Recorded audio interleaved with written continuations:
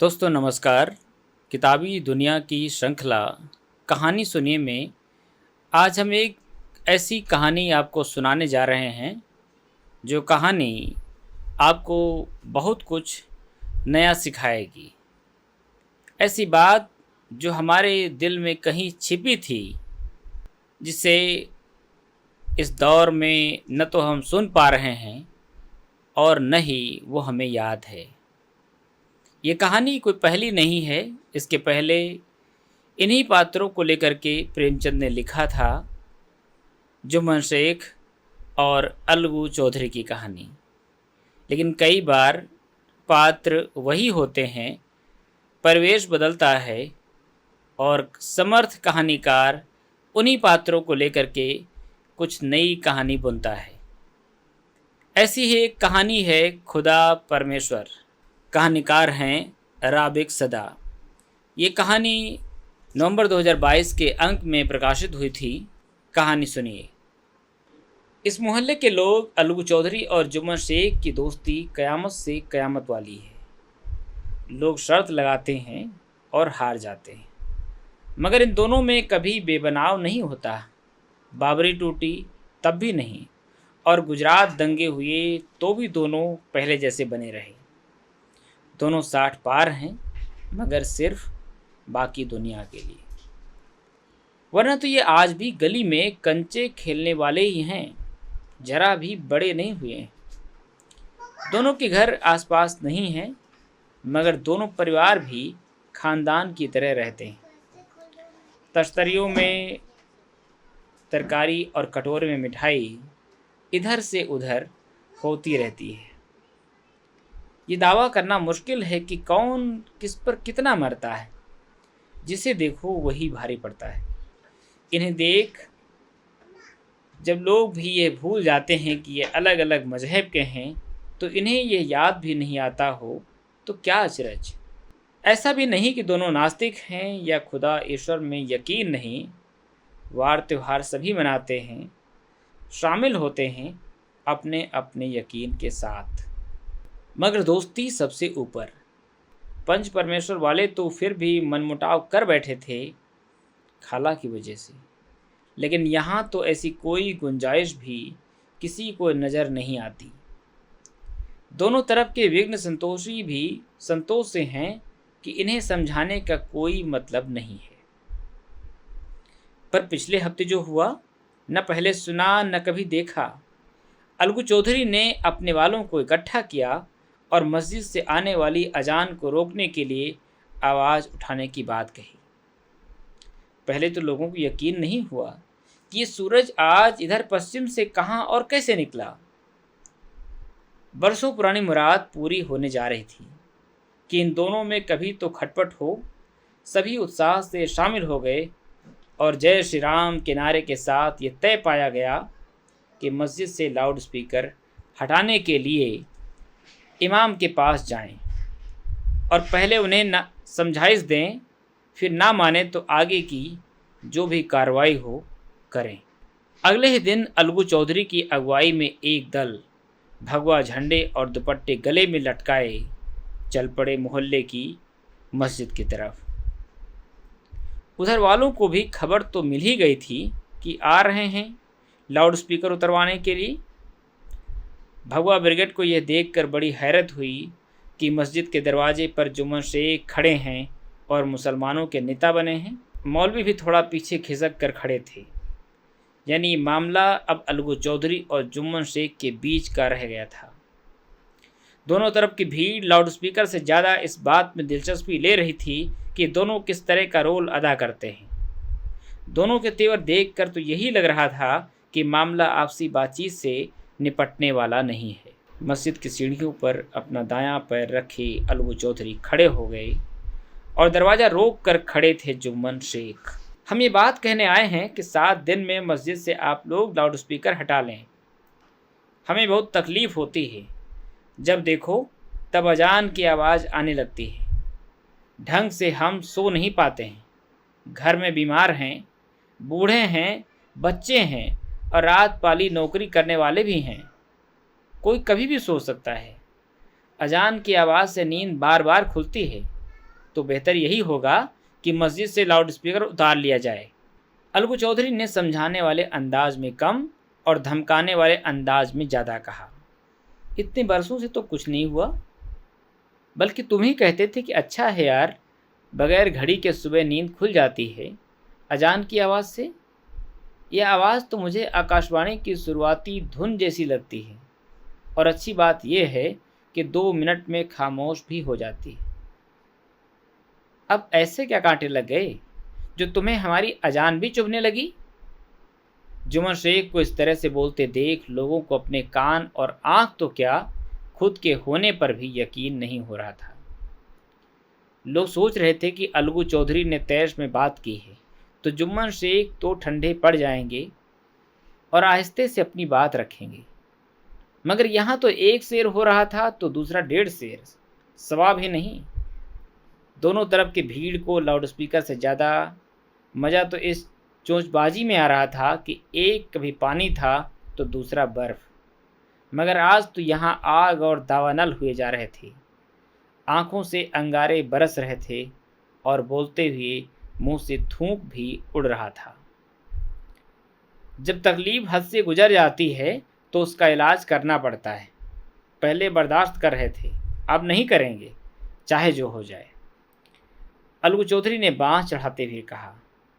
जुम्मन शेख भी दरवाजे से एक कदम आगे आ गए और बोले, हम भी कोई हल्के पतले नहीं हैं, ऐसे कैसे उतार दे लाउड स्पीकर? कोई हाथ लगा कर तो देखे, तोड़ कर ना रख दिया तो नाम जुम्मन शेख नहीं। खुदा की इबादत में जो आड़े आएगा आड़ा पड़ जाएगा, जान लेना अच्छी तरह से।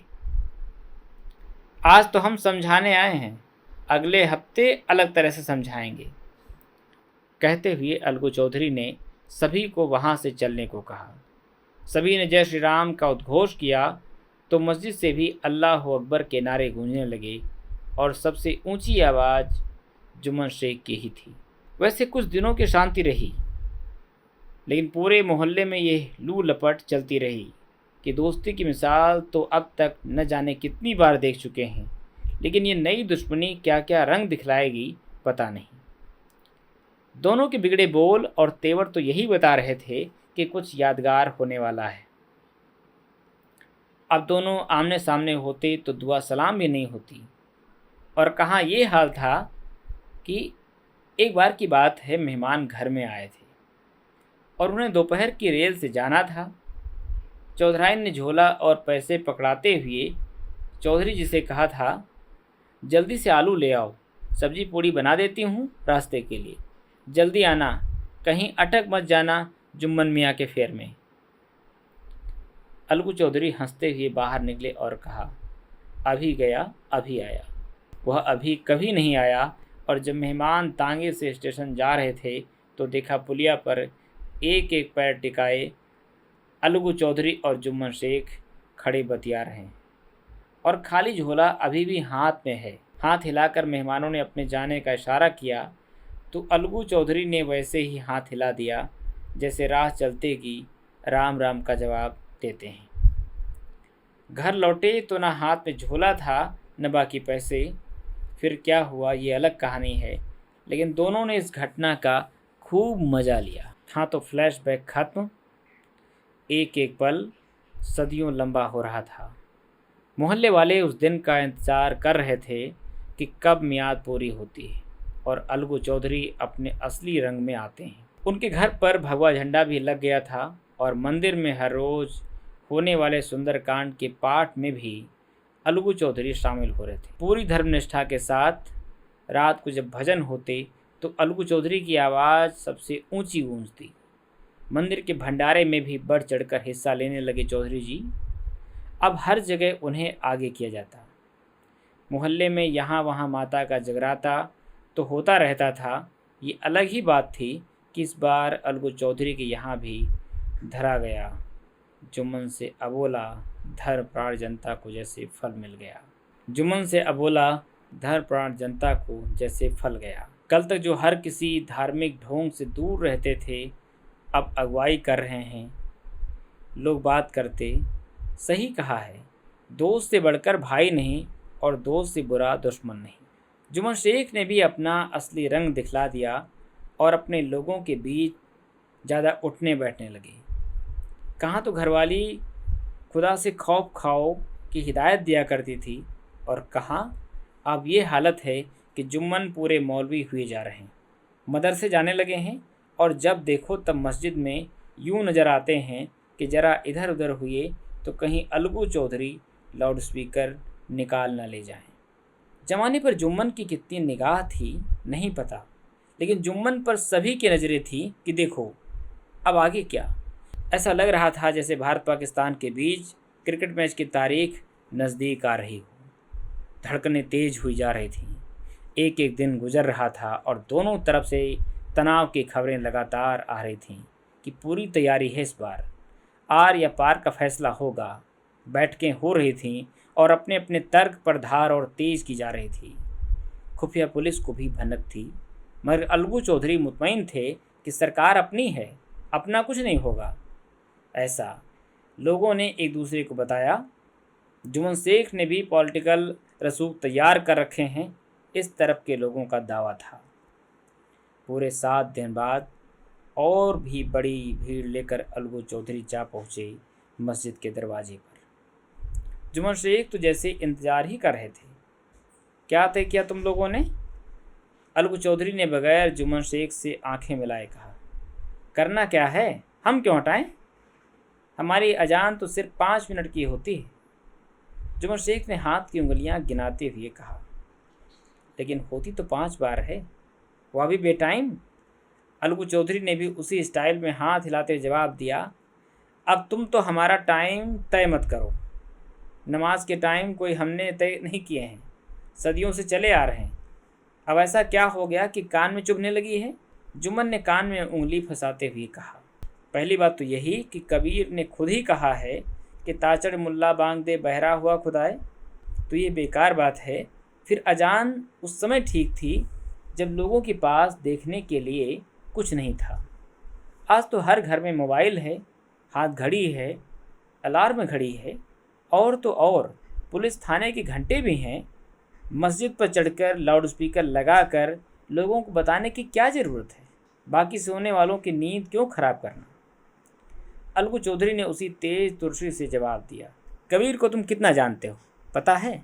ये दोहा कबीर का तो है ही नहीं, क्योंकि कबीर इतने अज्ञानी थोड़े ही थे कि उन्हें ये भी पता नहीं था कि मस्जिद पर चढ़कर खुदा को आवाज़ नहीं देता है मुल्ला, बल्कि नमाजियों को जगाता है। कबीर के नाम पर उतने ही गलत दोहे हैं जितनी गालिब के नाम की गज़लें। और ये बात तुमने ही मुझे कभी बताई थी और आज तुम ही पलट रहे हो। जुम्मन की आंखों से जैसे अंगारे बरस रहे थे। तिलमिला गए अलगू और उछल कर बोले, बात को भटकाओ मत। तुम तो ये बताओ मस्जिद से भोंगा कब हटा रहे हो? हटा भी रहे हो या नहीं? और अगर नहीं हटाएं तो? जुम्मन शेख ने उसी तर्ज में जवाब दिया। हम यहाँ हनुमान चालीसा पढ़ेंगे 1 घंटे तक हर बार। अलगू चौधरी ने जैसे अल्टीमेटम दे दिया। हम मस्जिद से लाउड स्पीकर हटा लेंगे, एक शर्त है। पहले तुम अपने मंदिर से हटाओ, हर दूसरे दिन वहाँ कुछ न कुछ तमाशा करते रहते हो, और सुबह शाम की आरती सुंदरकांड तो होता ही रहता है। हमारे 5 मिनट और तुम्हारे 5 घंटे क्या बराबर हैं? हमें भी मंदिर के लाउड स्पीकर से तकलीफ़ है, और हमें ही क्यों, सभी को परेशान करता है ये शोर। पहले आप बंद करें, फिर हम भी कर देंगे। जुम्मन शेख ने ऐलान कर दिया। सभी एक दूसरे का मुंह ताकने लगे कि ये तो दांव उल्टा पड़ गया। पंचायत तो थी नहीं, इसलिए बैठक हुई और इस पर विचार हुआ। हम पीछे नहीं हटेंगे, चाहे कुछ भी हो जाए, इन्हें तो झुका कर ही रहेंगे। अलगू चौधरी गुस्से में फनफना रहे थे। लोग उन्हें शांत करने लगे। आप नाराज़ न हो, तबीयत खराब हो जाएगी। यदि हमारी एक आंख फूटती है और सामने वाले की 2 फूट रही हैं तो सौदा घाटे का नहीं है। हमारा तो एक ही मंदिर है, इनकी तो 2 मस्जिदें हैं। हमारे यहाँ तो एक ही बार पूजा भजन पाठ सब हो जाते हैं, मगर मस्जिद में तो 5 बार अजान होती है। लाउड स्पीकर हटें तो उनका नुकसान ज़्यादा होगा। लोगों ने नफ़ा नुकसान बताया। ये तय पाया गया कि मंदिर और मस्जिद से भोंगे एक साथ एक ही समय में हटेंगे। इस पर दोनों तरफ से सहमति भी हो गई। मस्जिद के बाहर अलगू चौधरी खड़े थे और लाउडस्पीकर उतरते देख रहे थे, और उधर मंदिर से भोंगे उतरते देखने वालों में जुम्मन शेख सबसे आगे थे। उस दिन के बाद पूरे मोहल्ले में शांति हो गई और कहीं से भी लाउडस्पीकर की आवाज़ फिर से सुनाई नहीं दी। ये सवाल तो उठेगा ही कि उन दोनों का फिर क्या हुआ, यानी जुम्मन शेख और अलगू चौधरी के बीच रिश्ते कैसे रहे? क्या फिर कभी उनके बीच बातचीत हुई या यूं ही एक दूसरे से जलते भुनते रहे? कहानी और घटना में यही फ़र्क होता है कि कहानी को धकेलना पड़ता है और घटना अपने आप होती चली जाती है। लोगों को ये जानने में भी दिलचस्पी थी कि आखिर ऐसी कौन सी बात हो गई कि दोनों जाने दुश्मन हो गए। ऐसा इतिहास में पहले भी होता रहा है कि दोस्त दोस्त न रहा, प्यार प्यार न रहा, मगर यहाँ तो और कोई मुद्दा ही नहीं था, सिर्फ दोस्ती ही थी। हाँ, दोस्ती और नफ़रत के बीच एक घटना और हुई थी जिसकी खबर सिवाय इन दोनों के किसी को नहीं थी। दरअसल जुम्मन ने यह महसूस किया कि अलगू आजकल कुछ ज़्यादा ही परेशान, थका थका सा और उनीदा सा रहता है। उसका खिलंदड़ स्वभाव भी नज़र नहीं आ रहा था। ऐसा लग रहा है जैसे कुछ तो है ऐसा जो उसे परेशान कर रहा है। एक दो बार जुम्मन ने पूछना भी चाहा तो अलगू टाल गए। उस दिन अलगू चौधरी की आंखें लाल हो रही थीं और नींद से बोझिल लग रही थीं। चेहरा उतरा हुआ था और परेशान हाल। दोस्त की यह हालत देखते ही जुम्मन भी परेशान हो गए और पूछ लिया, क्या मियाँ, सब खैरियत? अलगू ने मुस्कुराने की कोशिश की और कहा, कुछ खास नहीं, बस यूं ही। जुम्मन ने दोस्ती का वास्ता दे दिया और कहा, तू अगर ना बताए तो मेरा मरा मुंह देखे। अलगू चौधरी के लाल आंखों में लाल लाल पानी उतर आया। यार, घर के पास वाले मंदिर में आए दिन कुछ न कुछ होता रहता है। कभी माता का जगराता, तो कभी अखंड रामायण, तो कभी सुंदरकांड, और कुछ नहीं तो भजन ही हफ्ते में 2-3 बार हो जाते हैं। पहले सिर्फ पूजा पाठ ही होती थी और कभी शोर नहीं होता था। करीब 1-1.5 साल से मंदिर पर 4-4 भोंगे लगा दिए और पूरी आवाज़ में बजाते हैं। जब यहाँ पढ़ने वाले कुछ लड़कों ने पुलिस को शिकायत की तो धर्म प्रेमियों ने उन पर पत्थर फेंके और जान से मारने की धमकी दी। ये भी कहा कि देशद्रोही हो, पाकिस्तान चले जाओ। एक लड़के का तो सिर ही फोड़ दिया, बिजली काट दी। उनसे कमरे खाली करवाने की कोशिश कर रहे हैं। जब इनके साथ ये सब हुआ तो ये लोग मेरे पास आए। मैं क्या करता? मैं खुद रात दिन की भोंगेबाजी से परेशान हूँ कि न दिन में चैन न रात की नींद पूरी होती है। दिन भर सिर दुखता रहता है। पुलिस भी आकर चली गई। अब तो कोई सुनवाई भी नहीं है क्योंकि सरकार ही इनकी है। समझ नहीं आ रहा है कि क्या करूं, कैसे इससे छुटकारा मिले। अपने वाले ही अपने दुश्मन हो रहे हैं तो कहाँ शिकायत करें? अलगू चौधरी ने अपनी परेशानी दोस्त को बता दी। जुम्मन से अलगू का यह दर्द देखा नहीं गया और तभी ये प्लान बनाया कि दोस्ती के लिए अब दुश्मनी का ही उपयोग करना होगा। बस दोनों योजना पर काम करने में भिड़ गए।